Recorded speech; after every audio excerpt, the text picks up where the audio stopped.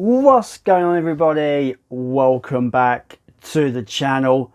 I really hope everyone has had a great Christmas over the last weekend. I know I have. It's been a fun little weekend and a great time with family and friends. This is just going to be me talking self-indulgently about what I got for Christmas. Welcome to my Christmas pickup show.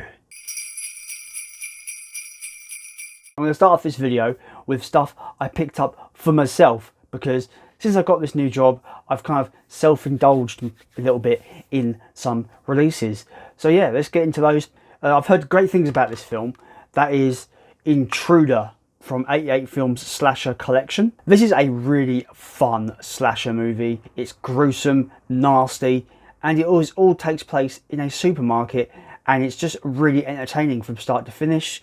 I think that front cover of the Blu-ray is fantastic. The thing is, I kind of guessed who the killer was like straight away, so I hope if any of you haven't seen this and you are going to watch it, I hope that doesn't happen to you. I really had a great time with this film.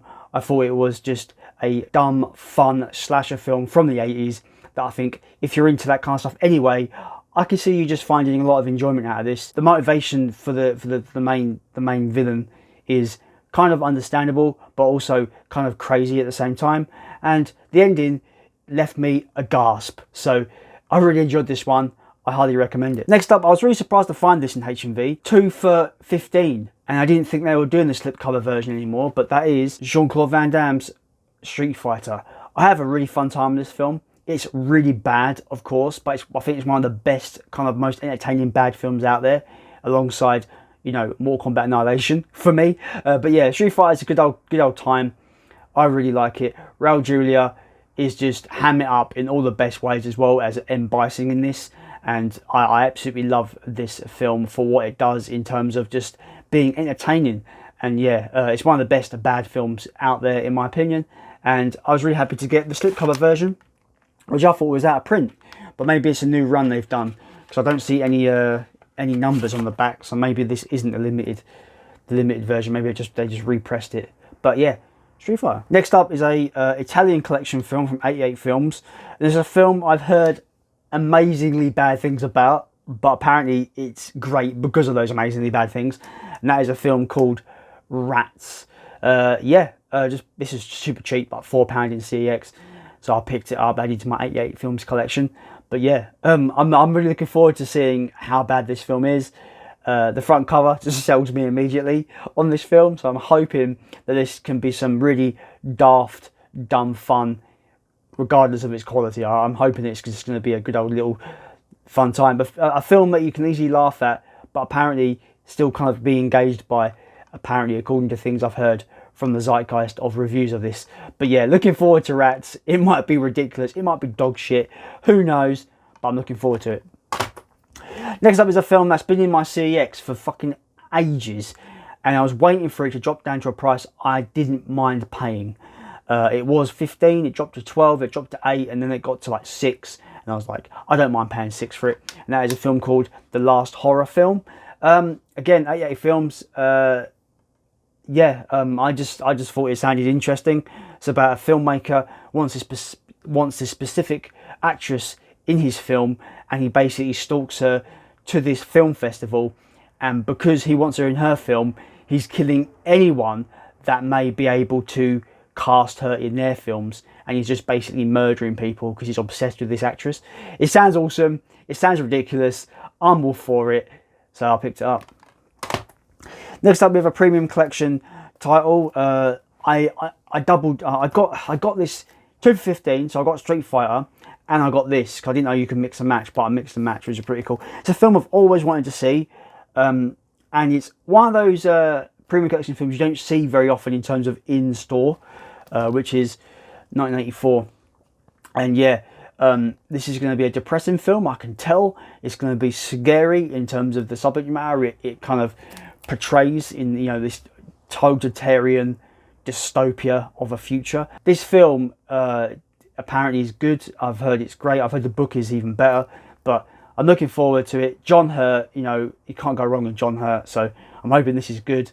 I know it's going to be a dark, depressing movie, but I've heard that it's worth a watch. I picked up some steelbooks because they were so super cheap. And I couldn't help myself. I really should stop doing this, just double dipping on films I've already got like 4 times. But yeah, I picked up the steelbook for Godzilla 2014, the 3D version. This was £5 in CEX, so I thought, why not pick it up? I can't play it, I don't have a 3D player, but I just thought it looks really cool. I like the artwork. I think it's really cool, and it's Godzilla, so you know, I couldn't help myself. And it's one of my favourite Godzilla films of all time. 2014, it's just incredible. I love this movie. So this is probably like maybe I think it's like the 5th copy of this film I own, but oh well, it's awesome. Next up is another steelbook, which I think is a better steelbook. This was £8, so I thought I would just pick it up, and that is Kong Skull Island 3D. I love that steelbook. I think the colours are amazing on it. The back art is really great as well. When you open it up, you see it back. It looks great. This is £8. I thought £8. I'll have it in my collection just to have it, because this is another perfect and modern monster movie for me. I love this film. Finally, in the stuff that I bought myself, I found this in CEX. I've wanted this set for ages, and it was a decent price. And that is the Killer Crocodile 1 and 2 box set from 88 Films. You get both Killer Crocodile films in this. I don't know nothing about these movies. It's a creature feature, so I'm all for it. I love that artwork on Killer Crocodile. That new commissioned artwork's pretty cool. And then you've got Killer Crocodile 2 there. They are part of the Italian collection, but I flipped the art so it doesn't look like that, because I don't really collect the Italian collection. If you've seen these films, let me know what I'm getting myself into. Creature feature movies, I'm really looking forward to. Yeah, I'm looking forward to getting my 88 Films Anaconda set, which is coming out next month as well. So this is going to be quite a good little companion for that as well. So yeah, it's got that. Now we're going to delve into the Arrow stuff that I've either received as a gift or bought recently. So I'm going to leave the gifts to last and showcase the films that I bought recently. First up is Animal Factory. I have no idea what this film is. I think it's set in a prison. It's got Willem Dafoe, so I'm already 10 points because that actor's amazing. And it was £3 in CEX. So I bought it based on price. You don't get Arrow titles that cheap these days very often, so that's the only reason I bought it, is because it was £3 and it's got Willem Dafoe. Next up is a film called 52 Pickup. It sounds really interesting, and it sounds like it could be a fun little kind of detective movie kind of thing. I don't know, a political detective film. It sounds cool. It was cheap, it was like £4 in CEX, so I picked it up. Next up is a film. I've always seen this front cover everywhere in places. I don't know what to expect, but this was £5 in CEX, and I thought I'd pick it up. That is a film called The Chill Factor. It's got a pentagram, so I'm guessing it's something to do with Satan, satanic rituals maybe, but to do with ice. I have no clue, but I thought for the price I'd pick it up and check it out. Next up is a film that I'm actually quite looking forward to checking out, because it does sound pretty cool. It's got James Earl Jones in it. And yeah, it sounds pretty decent. It's a creature feature, and it's called Blood Tired. It feeds on human flesh, apparently about a monster in the water that people sacrifice, you know, a group of people sacrifice people to. Sounds interesting. I'm all about my creature features, so I thought I'd pick it up. It was like, I think it was like £8 in CEX, so I just thought I'd grab it. But yeah, Blood Tired. Sounds interesting. Could be bad, could be good, who knows. The final Arrow title that I picked up for myself with my own money is a film that I didn't expect to like whatsoever. I would thank Andy from Forgotten World of Movies for showcasing this film and getting me to check this film out, because I thank him dearly, because this film has become one of my kind of favourite films ever in terms of, you know, big surprise movies and really deep kind of films in terms of how intelligently they're written and how they go places you didn't expect them to go. I'm talking about The Last American Virgin. This is literally a film that you would pretty much put in the generic teen sex comedy bracket, but I implore everybody who hasn't seen this to give it a go. The Blu-ray here is quite hard to get. I was lucky. I bidded on this on eBay and got it for a pretty decent price. It goes for quite silly money now. If you want to grab it, just buy it now on eBay. It goes for silly money, but I've thankfully got it for a decent price on bidding. This film is it's one of those movies where everything comes together perfectly. The music, the characters, the way the story kind of takes takes a turn halfway through. And I think everyone either has gone through something similar as a teenager or knows someone that's gone through something similar as a teenager. This will hit home to a lot of people. You think this is just going to be a generic sex comedy, but it goes somewhere else, and it's really, really engaging. I loved it. I thought it was fantastic. It's got a great 80s production values. It's got a great soundtrack. All the characters are likable, even the dislikable ones. You kind of like all the characters as an ensemble in this film, and I think a lot of people can find something to really, really grab with this film. It touches on things that are grounded in real life when it concerns, you know, a coming of age story about a teenager and about a romance, and it's fucking just really, really entertaining to boot, and I think everyone should check it out. That brings us to the final stack, which brings us to the films that my sister bought me. The Arrow titles my sister picked up for me. We're going to have a film that I've wanted to check out for ages, and I didn't even check out even when I had the DVD for ages, because typical me, but I finally got Pieces, a horror film, a slasher film that I've really wanted to check out for years. Glad to get the Blu-ray. My sister was quite thankful to catch Arrow when they had the buy one get one free on Zavvi. So yeah, it's great stuff. And Pieces is one of those films I want to check out for a while. Next up is a film that I've wanted the Blu-ray for ages. I watched the film fairly recently for the first time. I loved it. I thought it was just a wonderful tale of just neighbours being nosy bastards, and that is a film called The Burbs with Tom Hanks. This film is just a joy to watch. It's such a fun, just engaging film about a bunch of neighbours in this little, you know, suburb street, and they just want to be nosy at their new neighbours and just see what what they're getting up to.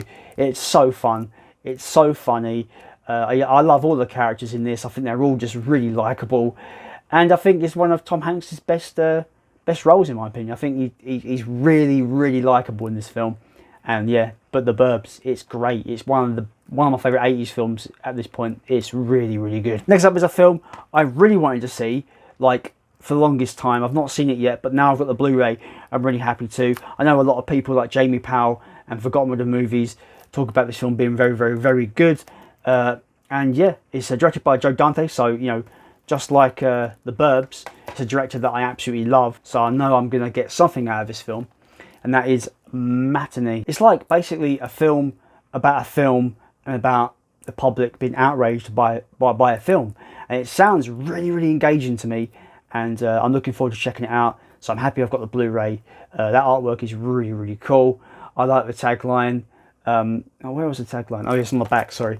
I love the tagline, half man, half an all terror. It's really cool. It sounds just fun. It sounds like my cup of tea, like this film.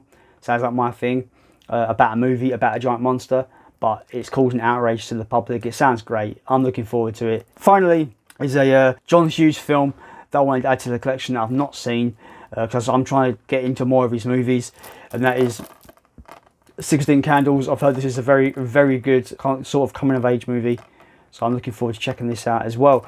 And that is it for my Christmas pickup show. I've only just shown you the movies that I got over the Christmas period. There is other stuff I got, of course, but I just don't feel like it's really necessary to show those on this channel. But yeah, I hope everyone had a great Christmas. Let me know what awesome films you got in the comments below for Christmas, and be sure to subscribe to the channel because we've got more content coming your way. This week we do have my top 10 films of 2021 coming to the channel. I'm really happy to put that video together because there's been some great films this year that I absolutely adored. As always, guys, thank you so much for your support, and as always, I have been Jason, and I will see you next time.